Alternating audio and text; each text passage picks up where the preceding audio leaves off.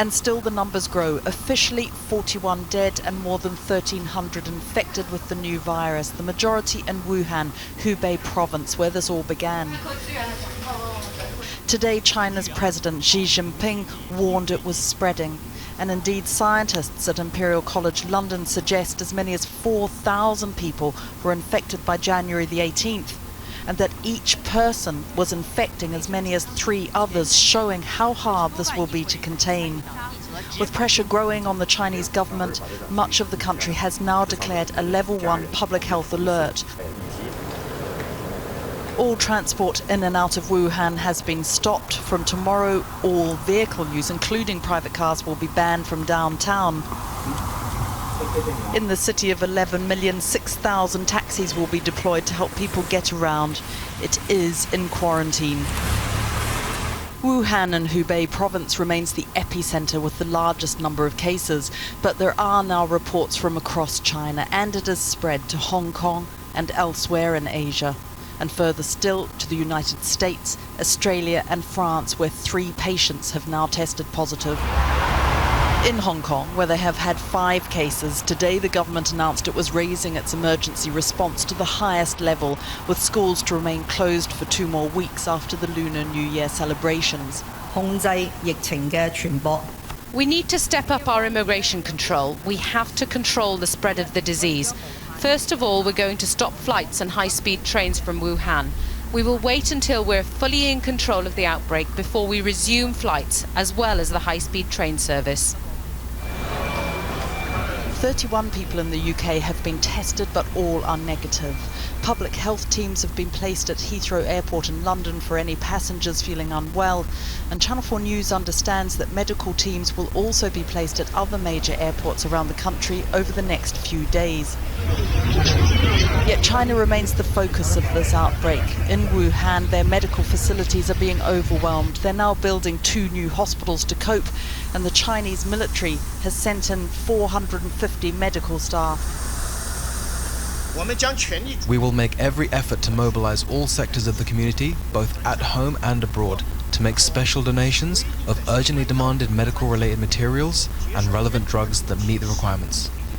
Unlike influenza, there is no vaccine for this new virus, which has never been seen in humans before. Experts are concerned about how it might mutate. The symptoms include a dry cough and a fever, but people can remain asymptomatic, unaware that they can spread the disease. Tonight, China announced it was suspending tour groups from leaving the country, and the French and Americans are planning to evacuate their citizens from Wuhan, with other embassies in discussions with the local authorities. The increase in the official numbers itself is not currently a sign that the crisis is worsening. It could reflect better monitoring and detection, but nobody is taking any chances. Victoria MacDonald reporting. Well, earlier I spoke to Ben Kavanagh, who's from Ireland and working as a teacher in Wuhan. I started by asking him what the situation was like in the city. Well, where I am is usually quite a busy street, but if you were to look outside now, you would have no idea it's Chinese New Year. It's like a ghost town out there. And I mean, how does that feel?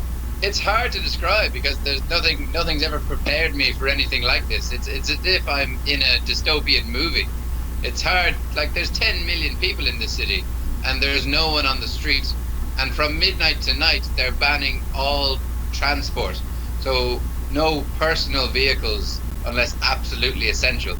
So there'll be nothing out there tomorrow. Now you seem quite calm, given what you're describing. Is there any sense of panic? As the days go by, the panic seems to be increasing. I try to not worry until it's time to worry. There's no point worrying now. I'm not sick now. I'll worry if I get sick. But yesterday, in an American group chat, the people were freaking out a little bit. Today, just a few minutes ago, people in the British group chat, they were freaking out because the UK government don't appear to be doing anything, while the French and the American governments look like they're taking action for their citizens. Yes, now I know your stories appeared in the Irish press. Have you heard at all from Irish diplomatic services? Are they giving you any advice? Are they getting in touch to see how you are? I haven't heard anything from anyone, but I also haven't tried to reach out because it's also Chinese New Year, so consulates and embassies, they're not open today. But for Ireland, I haven't heard from anyone, but I haven't tried to reach anyone. I don't think it makes sense to leave. We're here, and if we left, we would feel better, but then we're only risking spreading the disease. You're there on your own, as I understand it. What, if any, precautions can you take, or are you being told to take, to prevent catching this virus? Well, the best thing to do is stay at home, but unfortunately that's just not possible the whole time. So when you do go outside, I actually wear swimming goggles, would you believe it? Because that's how the doctors and nurses have been infected, because they're being infected through their eyes. They took precautions for their mouths with masks, but the doctors and nurses were infected in the hospitals through their eyes. So now when I go out, I wear 2 masks and a pair of swimming goggles. It looks silly, but it's the safest way to do it. And how often are you venturing out? Presumably you need supplies. I will be going out first thing in the morning for what I can only describe as a massive shop, because I don't want to have to go out again for a very long time. I plan on bringing my suitcase to the shop so that I can get enough stuff. And that's it. After that, I don't plan on leaving for weeks. So you are literally anticipating having to stay in your flat alone with this stockpile of food ad infinitum at the moment? Yeah, that's it.